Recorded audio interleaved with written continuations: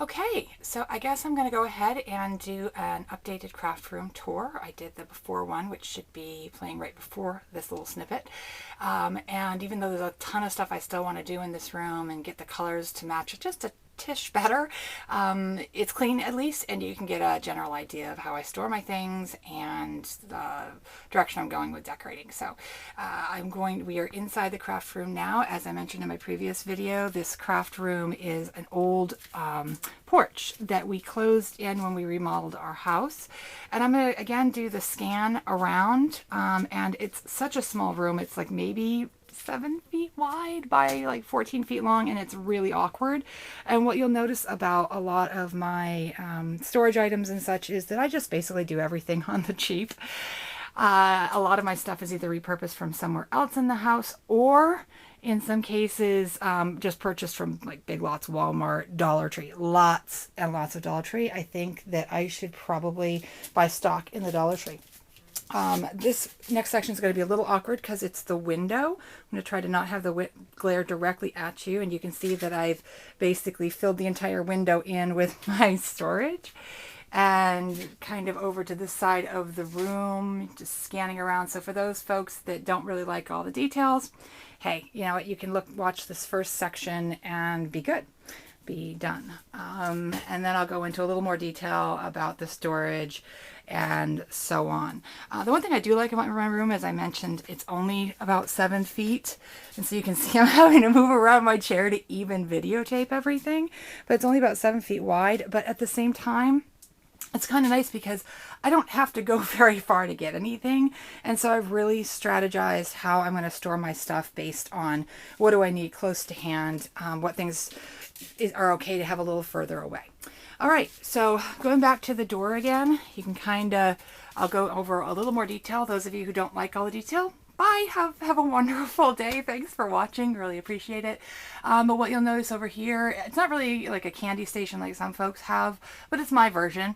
So there's a lot of just, you know, glass jars I got from the Dollar Tree or Walmart, and little bits and bobs of flowers, everything from silk flowers to you know, paper flowers, felt pieces, little tins from the Dollar Tree. Again, Dollar Tree is going to probably be the most oft said location in this video. And the bookcases themselves originally came, I think, from Big Lots. And you can see also one of the things that I like to do is photo album scrapbooking a la Stacy Julian. So I have a lot of the really beautiful albums you can pick up at you know, like Marshall's and TJ Maxx, really cheap. I think I actually got these in another location, but you get the idea. And then I have a ton of these Dollar Tree bins around. This happens to be epoxy stickers, which were originally hanging up in my window, and the sun, I live in Arizona, so let's just say that wasn't a good thing.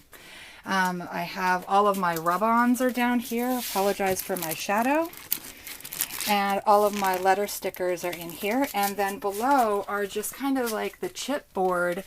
I got these units at Walmart, chipboard letters, as you know, and then sometimes cardstock type letters and so on, and broken out by the actual letter of the alphabet. And I really like that a lot. It works really well for me.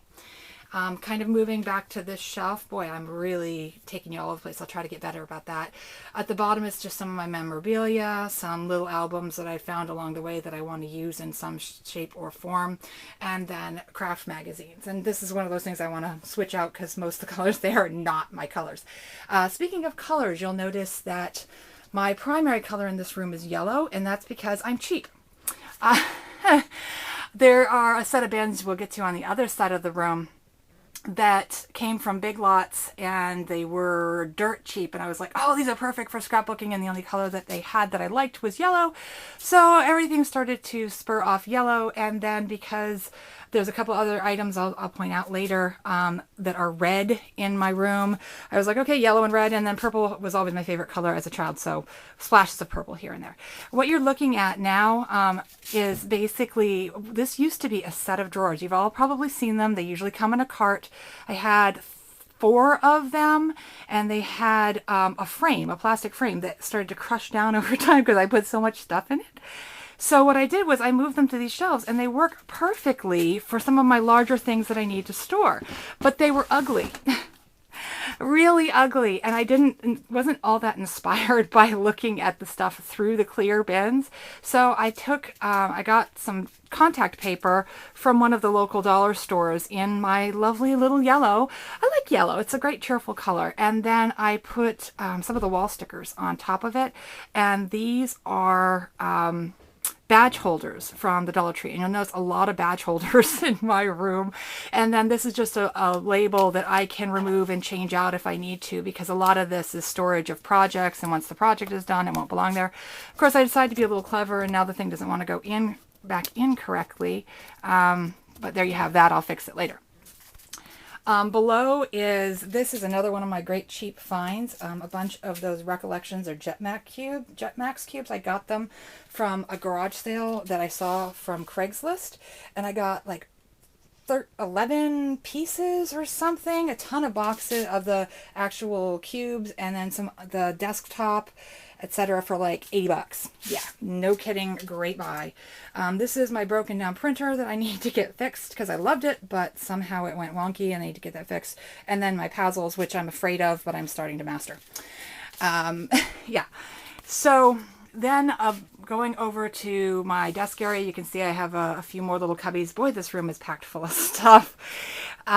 Just some little bins from the Dollar Tree and the one spot at Target, just full of different stuff like, roller stamps and paintbrushes and some extra inks. And up here, I think I just have kind of erasers for my children. I hide them because otherwise I will never have an eraser in the house, but I can always find one for them when they need it. And then this is my desk area. And as I said, I really work at keeping everything near to me. And there's my morning coffee, guys. Really right at hand. And there's my slice. So I love my puzzles for bigger things and for doing entire words and such. But my slice is great for just really quick. I just want a quick cutout of some sort, etc. And starting kind of from the bottom. I won't go into every drawer because it's messy and it'll bore you. But what I've done is to give myself a little more surface space. I put my cutter right on top of one of the drawers pulled out, and it seems to work pretty well. It's not unstable. It's okay. And these drawers are just kind of filled with, kind of all my glitter glues, my scrap paper, which I store in hanging files, and I use up a lot. I'm really good about that. Washi tape. Over on this side is, I guess I am going to show you the drawers, just the little organizer stuff. And here comes my kid. I'm going to turn this off. Okay, so my kid is now on with her activities. I have 10-year-old twin daughters, and underneath this last drawer here is just a drawer of memorabilia, and that's really messy. So going back over, trying again not to make you sick, but let's start kind of from the top. I had my husband hang these Beigel, I don't know what they're called, rails from IKEA, and made my own version of the Clip It Up there. Love it, love it, love it. It's great because I'm 5'11", so I can reach it. Most people can't, but it's okay for me. And it does inspire me. It's kind of like a valance from my window. And then in the window itself, and let me see if I can get a little less of the lighting mess, is just a bunch of stuff that I picked up usually at Goodwill. So like there's a shelf of all of my ribbon bits, and then another shelf here is my just little tiny bottles of glitter, because I sometimes buy glitter in small packets and need something to store it in after I open the packet. The little 9-cube thing with the moon on it, which I do want to paint, has like makeup sponges and other types of sponges and other types of things to apply ink.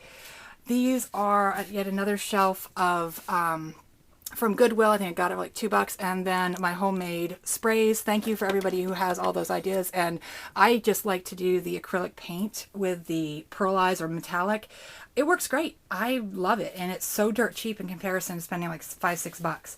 Another shelving unit I got from Goodwill has some staplers, my acrylic blocks, a little bit of glue and adhesive, although I've been moving that out of that space, etc. And then kind of behind my paper towels, my Light, which is not really an Light because I'm cheap. And then kind of moving back to the front here, this is one of the Recollections versions of the Clip It Up. And I'm really messing you up with the light again. I apologize. And it's sitting on a cheap garage sale Lazy Susan, but it's awesome. It works great. And what has happened here, you're probably looking at these wondering what the heck is all this. Originally, when I started scrapbooking, I would buy all these embellishments and I'd stick them in a photo album to keep them protected. It was just one of your typical, I think it was like a 4-up photo album. And I started hoarding a little too much and having too much, and it overflowed this, and some of my embellishments became larger. So instead of, because I'd taken some of these out of the packages and didn't want them unprotected, I just cut out the pages of the photo album. But now I put it here on this little clip area because I want to remember to get it used. The hoarding has got to stop. I've got to actually make some projects with it.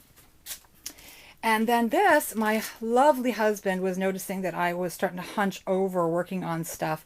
So he made me an art easel that sits up at several different levels, can sit completely flat. I want to get it painted because I'm destroying it, but I thought that was so sweet of him. And again, as I said, there's my slice. Behind it is my design cards, and also I have a design runner, so design cards for my design runner. And these adorable little double bubble tins are things that I probably should paint to match my room, but they're so cute as they are. This is one of those drawer sets that they used to have, I think, on HSN, and you can see it will be split into several different sections. But essentially picked that up at Tuesday morning for dirt cheap. And my crocodile back there. Apologize if I'm out of frame there. Try to fix that.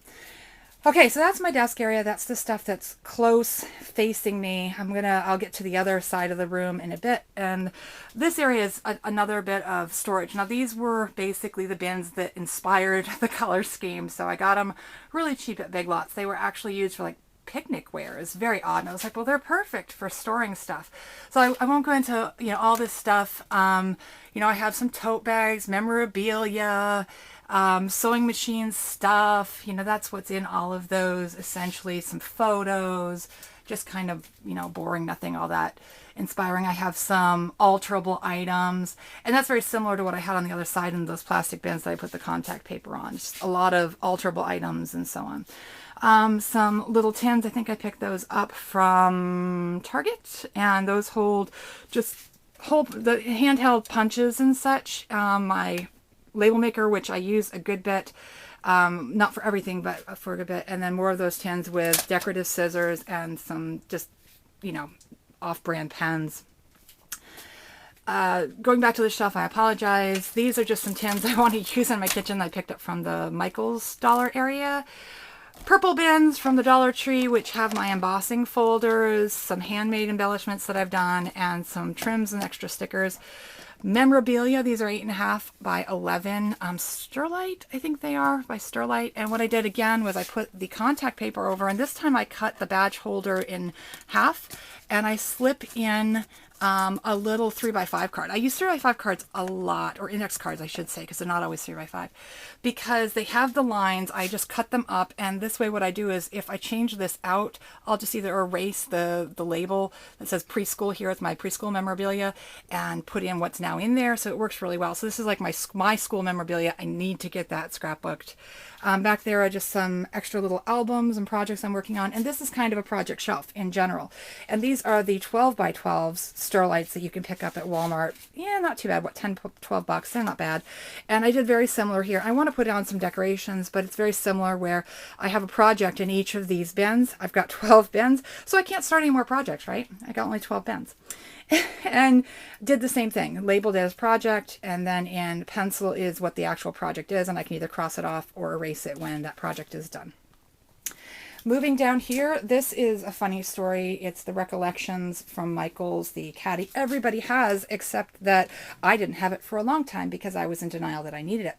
So when Michael's just had that 60% off, I was like, oh yay, I'm going to go look for that. Oh, well, of course, I was stupid and looked for it on the last day of the sale. So I'm going to have to pause this again because here comes a kid.